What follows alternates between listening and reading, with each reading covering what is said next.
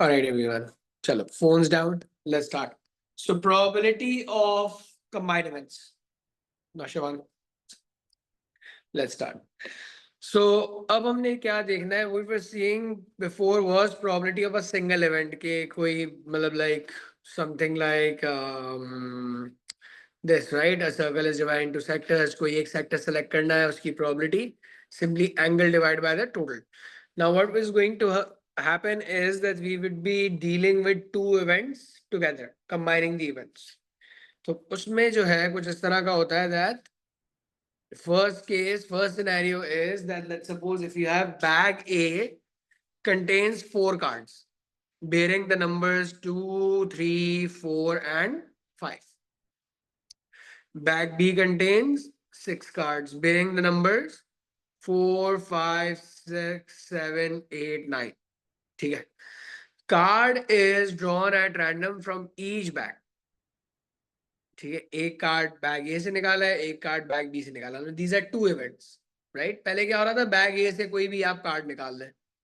Now bag A and bag B दो चीजें आ गई हैं, दो इवेंट्स आ गए हैं, we need to combine them. ठीक है. So it says find the probability that the two cards bear the same number. तो इसके लिए अब जो सैंपल स्पेस है ना वो बनाना थोड़ा सा ट्रिकी है. So let's suppose on the horizontal side let's keep bag A.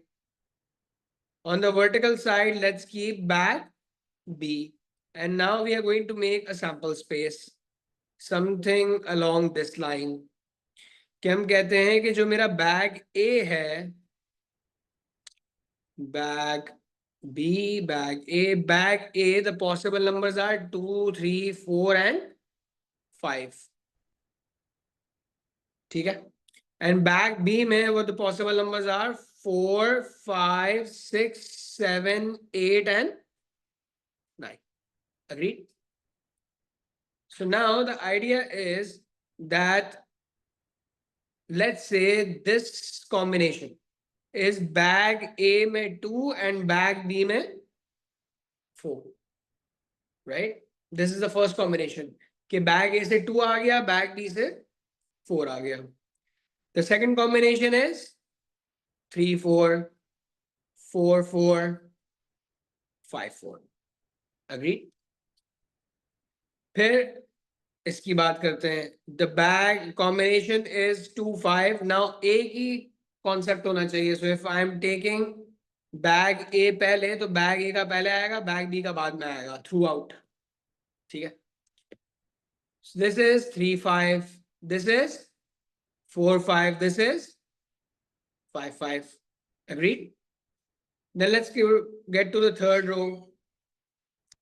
कि बैग A में 2 है, बैग B में 6 है. 2, 6, 3, 6, right? 4, 6 and 6, 6. Agreed? फिर 2, 7, 3, 7, 4, 7 and 5, 7. या कोई मसला तो नहीं है समझने में क्या हो रहा है? All good. Then this would be bag A2, bag B8, bag A3, bag B8, bag A4, bag B8, and bag A5, bag B8. And then this final is 2, 9, 3, 9, 4, 9, and 5, 9. Agreed? Now, this is the total sample space. ठीक है, ऐसा focus करो ताकि समझ में आए. थोड़ा सा लेट ज्वाइन किया था कि we are talking about two events. अब एक बॉल बैग ए से, एक कार्ड बैग ए से आ रहा है और एक कार्ड बैग बी से आ रहा है, राइट? तो बैग ए से 2 आ रहा है, बैग बी से 4 आ रहा है. This is the combination. So I have written down all the possible combinations. How many combinations do you see? 4, 8, 12, 16, 20 and 24. How would you calculate it directly? 4 times 6. 24 total combinations. ठीक है, clear होगी बात? So this is your sample space. 24 outcomes. There are total 24 possibilities. अब उनमें से is asking in part 1, the two cards bear the same number. Agreed? So कहाँ हो रहा है ऐसा? Two cards bear the same number. इसके अलावा कुछ है? 6 है, 5-6 वो 5-6 है, सॉरी मैंने गलत लिखा हुआ। ठीक है, गुड ऑब्जर्वेशन का है, सही है। तो ये हो गया। अब मुझे बताओ कि what is the probability of part 1? same cards is 2 divided by 24, or you can say 1 divided by 12. ठीक है, this is the larger of the two number is 5. Now this is interesting. larger of the two number is 5 के लिए तो पहले 5 होना जरूरी है, और 5 होना भी जरूरी है, और 5 का बड़ा होना भी जरूरी है. That means this is a possibility, right? Is the larger of the two number 5 here? No, they are equal. बिल्कुल, तो ये हो सकता है 4 and 5, 3 and 5, 2 and 5. They are all the ones which have larger number as 5. इसके अलावा कोई possibility नहीं है. ठीक है, ऐसा no it out. Okay, so these are your 4 possibilities. So probability of 5 is large is 4/24 or 1/6. Clear so far? फिर देखो क्या कह रहा है. कह रहा है sum of the two numbers on the cards is equal to 10. अब आओ देखो, दो नंबर्स ऐड अप हो गए, 10 किस किस केस में बनाएंगे? 5-5, राइट? फर्स्ट रो में तो ऐसा कोई कॉम्बिनेशन है नहीं जो 10 बना दे, राइट? सेकेंड रो में 7, 8, 9, ये पहला आ गया 10, right? Then 4, 6 is 10, right? Then 3, 7 is 10. Then 2, 8 is 10. इसके अलावा कोई पॉसिबिलिटी नहीं. नजर तो नहीं आ रही कुछ? मैं तो नहीं खा गया कुछ? 3, 8, 3, 6, 2, 9, 2, 8 done. 3 and 7 is done. 4 and 6 is done. And 5 and 5 is done, right? इसके अलावा तो कोई पॉसिबिलिटी नहीं है. So what is the probability? Probability of score being 10 is again 4/24 or 1/6. Clear? This is product of the two numbers on the card is less than 15. अब आ जाओ इसको देखें. So 2 4s are 8. It is less than 15. 12. 3 4s are less than 15 है? Not less than 15. 4 4s are 16 होता है. 20 होता है. 2 5s are 10. कह रहा है less than 15. ठीक है, तो 5 3s are 15 होता है, ये भी नहीं आएगा. ये 20 होता है, ये 25 होता है, कुछ नहीं आएगा इनमें से. 2 6 are 12, बाकी 3 6 are 18 होता है, 4 6 are 24 होता है, 5 6 are 30 होता है, कुछ नहीं आएगा इनमें से. 2 7s are 14, right? 3 times 7 is 21, 4 times 7 is 28, 5 times 7 is 35, 2 8s are 16, सारे बड़े, right? 2 9s are 18, कुछ नहीं आएगा इनमें से. That's about it. कितने हैं ये? 5 out of 24. Can't be simplified any further. ठीक है, तो एक तरह का क्वेश्चन तो ये हो गया, where you have a sample space with a combination.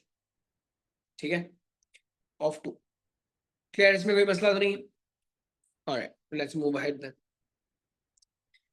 Then है probability of independent events. पहले तो समझो independent events होते क्या. Independent events are that one event does not affect the other. Right? For example, okay, let's suppose if a student is playing sports in good play, a student plays sports or not versus good in academics or not. ठीक है, if I say both events are independent, इसका मतलब being good in academics has nothing to do with being good or bad in sports and vice versa.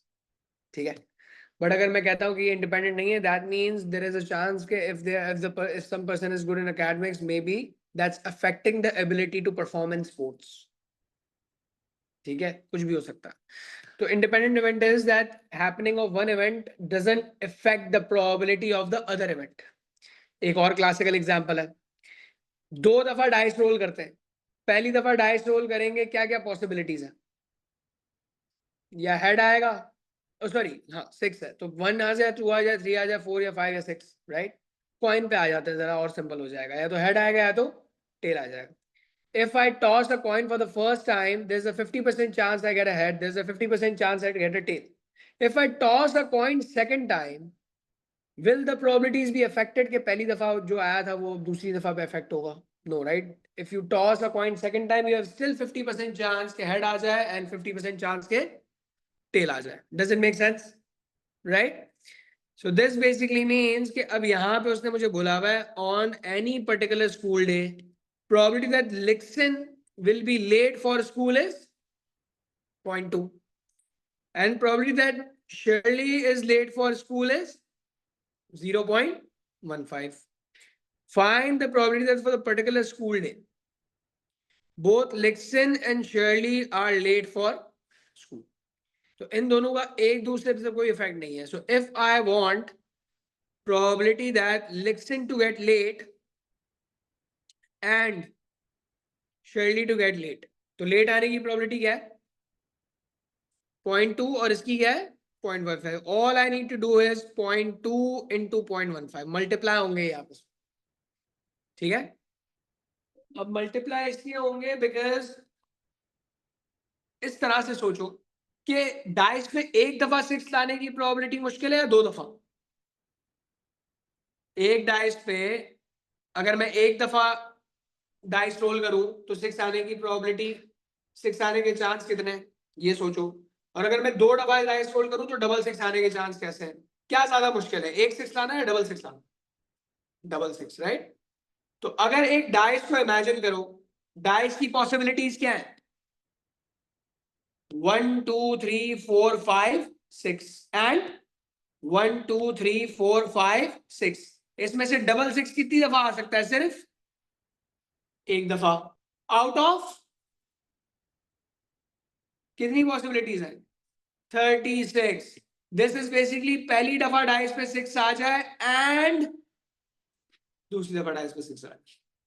बात समझ में आई? कि this 1/36 is basically कि अगर मैं इसको दो में ब्रेक करूं कि फर्स्ट टाइम भी 6 आए एंड सेकंड टाइम भी 6 आए, तो प्लस मेक सेंस नहीं करेगा. प्लस से तो ये 2/3 हो जाएगा. ये तो प्रोबेबिलिटी बढ़ गई. डबल 6 लाना ज्यादा आसान हो गया सिंगल 6. तो दैट्स व्हाई वी मल्टीप्लाई कि 1/36 है दो डाइस पे 6 लाने की प्रोबेबिलिटी. अगर मैं दो डाइस को दो इवेंट कंसिडर करूं कि पहले डाइस पे भी 6 आ जाए एंड दूसरे डाइस पे भी 6 आ जाए, तो ये इसके बराबर हो. ठीक है, तो अब अगर मैं चाहता हूं कि एक तो ये लेट हो जाए लिक्सन एंड ऑन टॉप शेरली भी लेट हो जाए, ये ज्यादा मुश्किल प्रोबेबिलिटी है कि दोनों के दोनों लेट हो बनस्पत एक लेट हो. ठीक है, तो whenever you have a situation where you want both of them together, Lixin is late and Shirley is late, you multiply. And is a keyword for multiplication. ठीक है, तो 0.2 इंटू 0.15 कितना हो गया?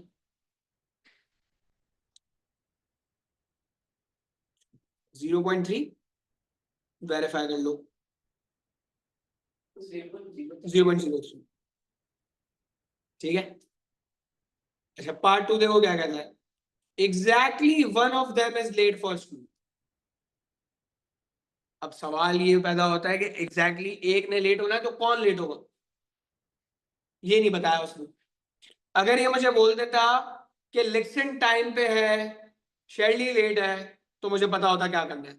लिक्सन on time and Shirley is late. But इसने नहीं बताया.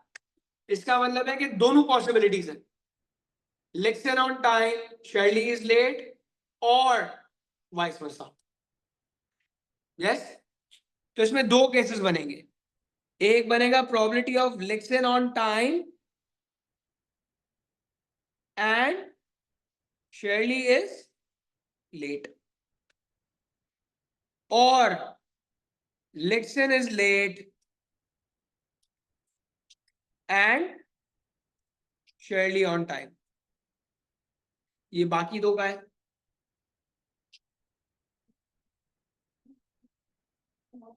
Anaya and Hiba, they're not coming. क्यों? Okay. Deba is physics right now.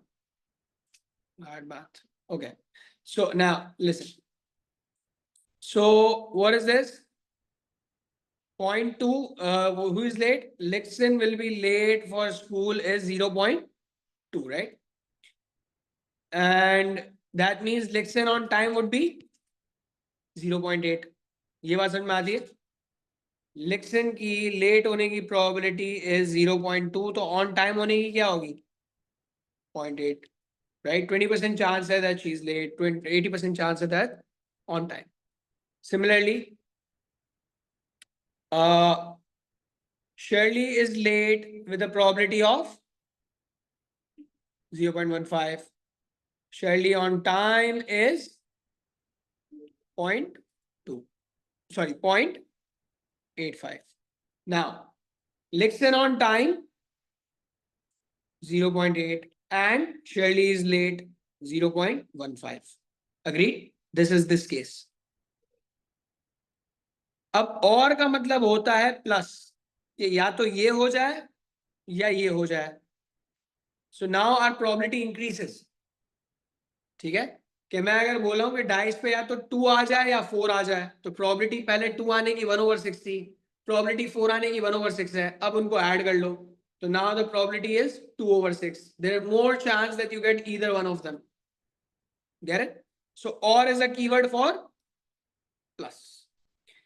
तो अब ये हो जाएगा Lixin is late with a probability of 0.2 into Shirley on time with a probability of 0.85. ठीक है Tahir?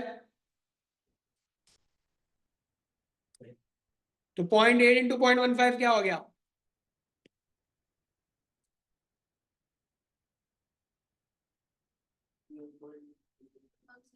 0.17 plus 0.2 into 0.85.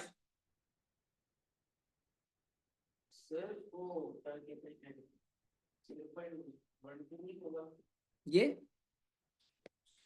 8/10 into 15/100. 15 times 8, 5 8s are 40. 8 1s are 8 plus 4. 12, yeah, 120 upon 1000, 0.12 हो रहा है ना. ठीक है मोहरा, 0.12 है. मल्टीप्लाई किया था, क्या किया था, ऐड कर दिया था. Alright, 0.2 into 0.85 is 0.1. अच्छा ये कैलकुलेट कर दिया था पहले.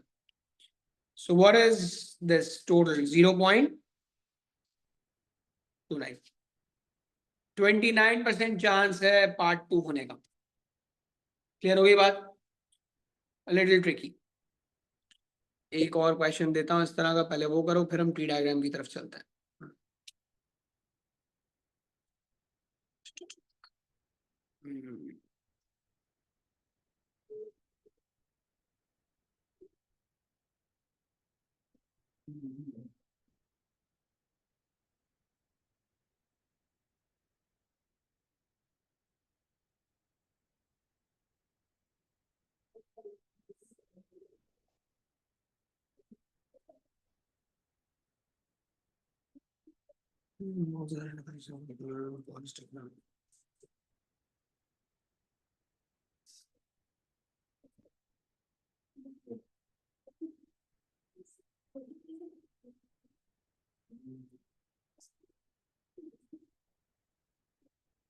Okay, try this question everyone.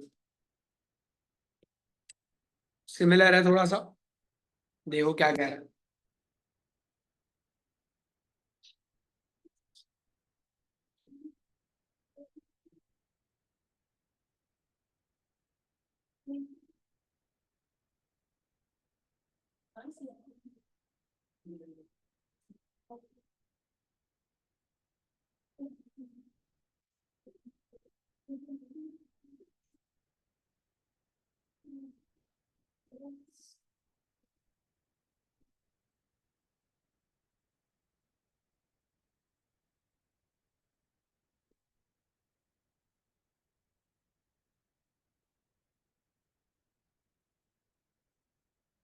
शायद गूगल क्लासरूम का कोड भेज दिया, गूगल और व्हाट्सएप ग्रुप वाले को भेज दिया।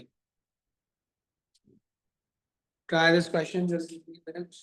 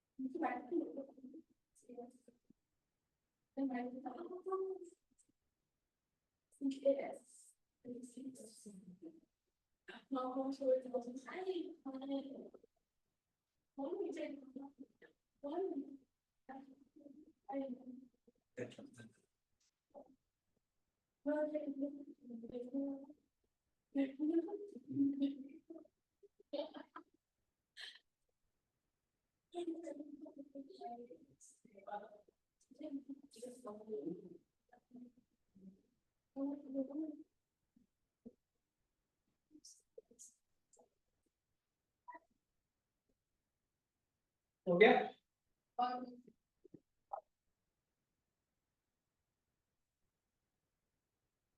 So, two national servicemen, Rudy Feng and Farhan, take part in the annual fitness proficiency test. The probability that Rudy Feng will pass the test is 2/3, and the probability that Farhan will pass the test is 5/6. तो मुझे बताओ, पास होने की probability 2/3 है, तो fail होने की क्या होगी? 1/3. और पास होने की 5/6 है, तो फेल होने की क्या होगी? 1/6. Very good. फिर वो कह रहा है Rudy Feng passes the test and Farhan fails the test. And is a keyword for multiplication. ठीक है, so Rui Fang passes and Farhan fails. तो रूई फैंग के पास होने की प्रोबेबिलिटी इज 2 और 3, फरहान के फेल होने की इज 1/6।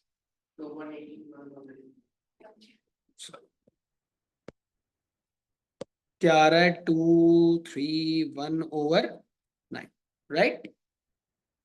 ऐसे ही both of them fail the test. So Rui Fang fails and Farhan fails. 1/3 into 1/6 is 1/18. Perfect. At least one of them passes the test.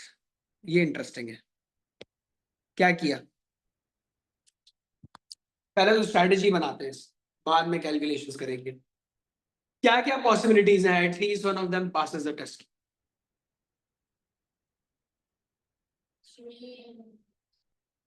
Numbers को छोड़ दो, like with respect to R and F, Rui Fang and Farhan. एक possibility ये है कि R passes and F fails, और R fails, F passes, और both of them passes because at least one बोला मैंने। 3 केसेस बन रहे हैं। Now think of it on the other way around, कि क्या नहीं चाहिए, what you don't want, both of them get failing, both of them failing is not the desired outcome। 4 तो possibilities हैं, दोनों पास हो जाए, आर पास हो जाए, एफ फेल हो जाए, या आर फेल हो जाए, एफ पास हो जाए, या दोनों फेल हो जाए। इसके अलावा तो कोई पॉसिबिलिटी नहीं है। दोनों फेल हो जाएंगी, प्रोबेबिलिटी इज 1/18। दैट मींस दोनों फेल ना हो इज 17/18। तो 3 केस बनाने की जरूरत ही नहीं पड़ेगी, right? So what we are saying is that there are total outcomes are basically the combination of 4 things, that Rui passes, Farhan passes, or Rui fails, Farhan passes, or Rui passes, Farhan fails, or both of them fail. यही 4 possibilities है ना। These will all comprise of your total outcomes, right? Direct focus। अच्छा, उसके बाद now listen. Now I want these 3। तो मुझे ये तो पता है ना कि probability का sum is always 1, and I want this। तो R dash F dash 1 से माइनस कर दूं? क्या ख्याल है? If I subtract this on the other side, I'll get these 3। यानी कि 1 minus 1/18, which is 17/18। 1/18 is the probability of both failing. I don't want both of them to fail। कम से कम एक पास होना चाहिए। तो what I don't want उसको मैंने 1 से माइनस कर दिया, तो probability आ जाएगी of the desired outcome। ठीक है, तो अब probability में when you feel that there are a lot of cases, try to look the other way around, कि क्या नहीं चाहिए उसको 1 से माइनस कर दो। ठीक है, क्लियर हो गई बात? Because the probabilities will always add up to 1। ठीक है, क्लियर? ओके, कॉपी कर लिया तो आगे चलो। शायद समझ में आ गई बेटे? डिस्ट्रैक्टेड आदमी। चलो ट्री डायग्राम की बात करते हैं। Okay, box contain 15 red balls and 6 blue balls. Now T diagram is really important. ठीक है, और अब इंडिपेंडेंट प्रोबेबिलिटी नहीं है, अब जरा हमारी प्रोबेबिलिटी में फर्क आएगा। Because of the first event और second event will be getting affected. देखो कैसे कह रहा है, box contains 15 red balls and 6 blue balls. The balls are identical except for their colour. ठीक है, 2 balls are drawn at random in succession from the box। इसका मतलब है पहली बॉल निकाली, उसके बाद दूसरी बॉल निकाली। अब जरा समझो इस बात, टोटल बॉल्स कितनी है अभी बैग में? 21। जब मैं पहली बॉल निकाल लूंगा तो कितनी रह जाएंगी? 20। सही है। पहली बॉल अगर रेड आई तो रेड 14 रह जाएंगी, ब्लू 6 रह जाएंगी। और अगर पहली ब्लू आई तो रेड 15 होंगी, ब्लू 5 होंगी। तो समझ रहे हो, पहली दफा में जो बॉल निकालेंगे उसकी प्रोबेबिलिटी मेरी दूसरी दफा की बॉल निकालने पे इफेक्ट कर रही है। क्लियर हो गई ये बात? तो अब इस इंफॉर्मेशन को ट्री डायग्राम पे कैसे रिप्रेजेंट करते हैं ये देखो। पहले we will talk about the first ball. So first ball can either be red or blue. Red आने की प्रोबेबिलिटी इज 15/21 एंड ब्लू आने की प्रोबेबिलिटी इज 6/21। उसके बाद अब ये मैंने क्या किया, अगर रेड आ गई फर्स्ट बॉल तो सेकंड बॉल रेड हो सकती है या ब्लू हो सकती है। और अगर पहली बॉल ब्लू आ गई तब भी दूसरी बॉल या तो रेड हो सकती है या ब्लू हो सकती है। मैंने दोनों डिफरेंट बनाए कि रेड आया तो क्या होगा, ब्लू आया तो क्या होगा। Get it? Now this is the second ball. Now listen to this very carefully. अब मुझे ये पता है कि एक बॉल तो गई, तो 21 बॉल्स में से रह कितनी? 20। तो टोटल आउटकम्स तो 20 हो गए। 20 20 20 20 न्यूमरेटर रह गया। अब अगर 15 रेड बॉल्स थी, पहली रेड बॉल निकाल ली तो रेड बॉल कितनी रह गई? 14। तो ये हो जाएगा 14/20। ब्लू पे कोई इफेक्ट नहीं आएगा, ब्लू 6 थी, 6 की 6। लेकिन अगर मैंने पहली ब्लू निकाल ली तो ब्लू कम हो जाएंगी। कितनी हो जाएंगी? 5। राइट? और ये कितनी हो जाएंगी? 15।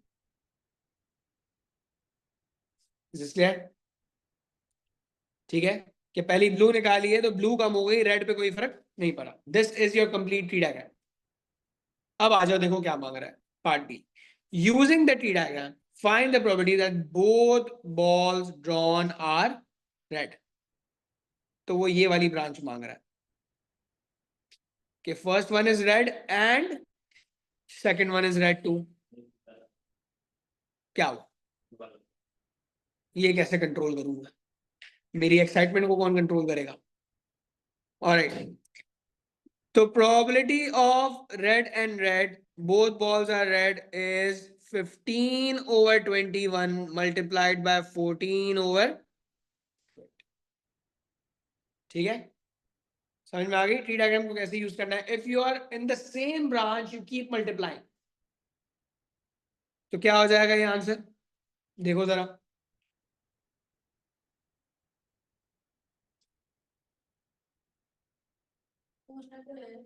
200 एंड ओवर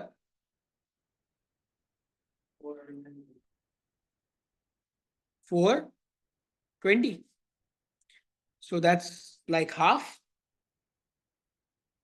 है ना? हाफ हो जाएगा। ओके, ना सेकंड पार्ट देखो क्या कहता है। सेकंड पार्ट कहता है the second ball drawn is blue. इसका क्या मतलब है? Second ball drawn is blue पे उसने चॉइस छोड़ दी है कि पहली कुछ भी हो सकती है। Now there are two possibilities, first is red, second is blue, और blue blue. In both the cases second तो ब्लू है ना, ठीक है? So this can be written as probability of red blue और ब्लू ब्लू।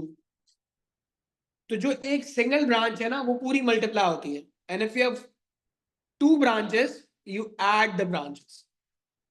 ठीक है? Time है अभी तायर।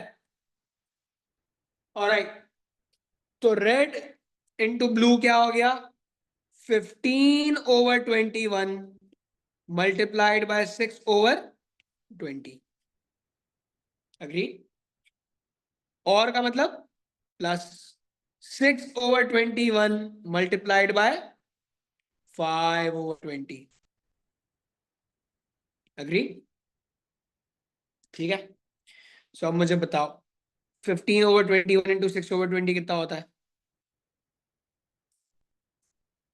90/420 प्लस 30/420 is 120/420। क्या आ गया? 6/21। अग्री? कोई मसला? लास्ट पार्ट देखो क्या कह रहा है। Both balls drawn are different colour. क्या मतलब होगा इसका? Red blue. एक रेड होनी चाहिए, एक ब्लू होनी चाहिए, लेकिन किस ऑर्डर में होनी चाहिए ये नहीं बताया।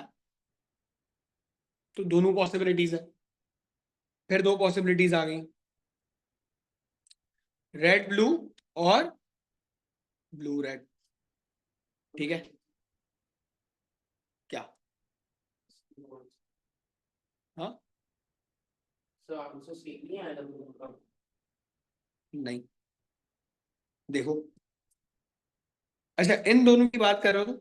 हाँ, यस, सेम आएगा। तो हम एक निकाल के टाइम्स टू भी कर सकते हैं। Good observation. तो नौशेवान ये कह रहा है कि आप निकालेंगे प्रोबेबिलिटी ऑफ रेड ब्लू और ब्लू रेड, राइट? तो रेड ब्लू के लिए हो जाएगा 15/21 multiplied by 6/20 plus 6/21 multiplied by 15/20। ये दोनों सेम नहीं है। अगर इनका न्यूमरेटर देखो तो 15 × 6, 6 × 15 एक ही बात है। 21 × 20, 21 × 20 एक ही बात है। दैट मीन्स में कोई एक निकाल के टाइम्स टू भी कर सकते अगर समझ में आ जाए। ठीक है। So that should be 2 times 15/21 into 6/20। क्या हो जाएगा देखो? 180/420 मेक्स इट तक 9/21। 6 से चला जाएगा 3/7। Make sense? पक्का पक्का? ठीक है। इंटरेस्टिंग हो गई है probability. This is the last probability का कॉन्सेप्ट, इससे हैवी नहीं आता सवाल। ठीक है, प्रैक्टिस है थोड़ी बहुत हमारी, तो देखते हैं।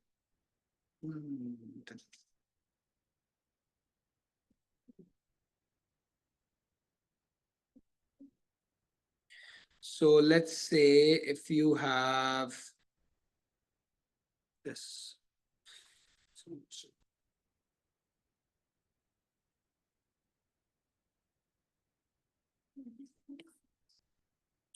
ओके, जल्दी से ये वाला एक क्वेश्चन ट्राई कर लो।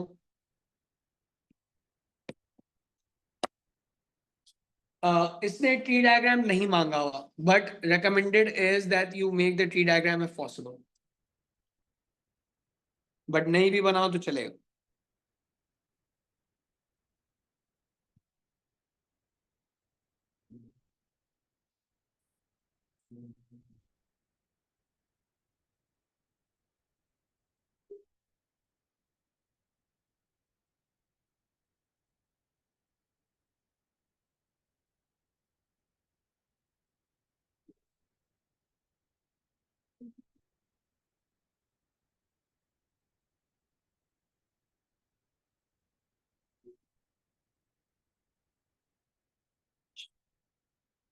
क्या हो गया?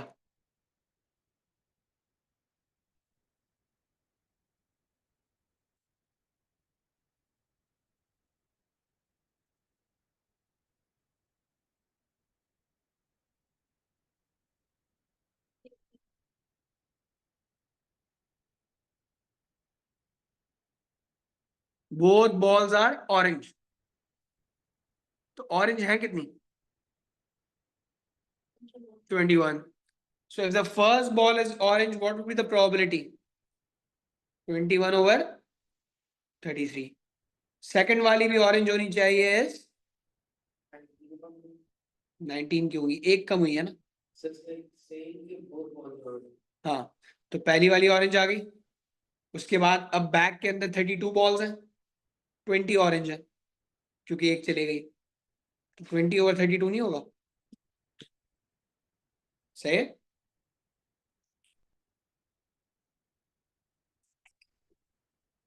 Both balls are the same colour, क्या होगा? एक तो ये पार्ट 1 का आंसर हो जाएगा, ऑरेंज ऑरेंज, राइट। पार्ट 2 में प्रोबेबिलिटी ऑफ ऑरेंज ऑरेंज और व्हाइट व्हाइट, ऐसे ही ना। तो ऑरेंज ऑरेंज हमने फर्स्ट पार्ट में भी निकाला है, 21/33 इंटू 20/32 प्लस व्हाइट कितनी है 12, तो पहली व्हाइट निकालेंगे, प्रोबेबिलिटी क्या हो जाएगी 12/33। दूसरी व्हाइट की प्रोबेबिलिटी क्या होगी 11/32। Make sense? इसका आंसर बताओ क्या आ रहा है, जरूरी है, एक चीज बतानी है। Overall, right.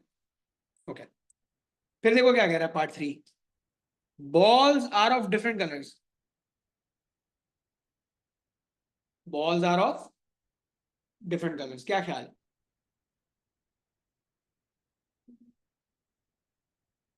क्या कर, या तो ऑरेंज व्हाइट या व्हाइट ऑरेंज, लेकिन मैं कैलकुलेशन नहीं करूंगा, मुझे नजर आ रहा है।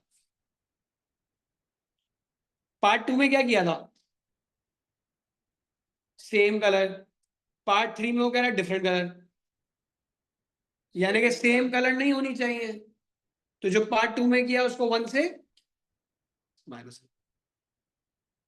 ठीक है, 1 minus the same colour is basically different colours. And अभी सेम कलर की प्रोबेबिलिटी निकाली हुई है तुमने, 127/166 यार, 176 यार। क्या है फिर 23/44, सो 1 माइनस 23/44। ठीक है, ये समझ में आया बेटा कि सेम कलर की प्रोबेबिलिटी अगर 23/44 है, तो 1 से माइनस कर देंगे तो डिफरेंट कलर की प्रोबेबिलिटी आ जाएगी, राइट। सो 44 माइनस 23 इज 21/44, ये आंसर हो गया। अब इतनी बड़ी कैलकुलेशन करते फिर सेम आंसर आता 21/44। ठीक है, तो चालाकियां सीखनी पड़ेंगी इस तरह से, खास तौर पे लास्ट पार्ट में, क्योंकि उसने आधा काम पहले करवाया हुआ होता। You need to use that. ठीक है, so let's end it here again.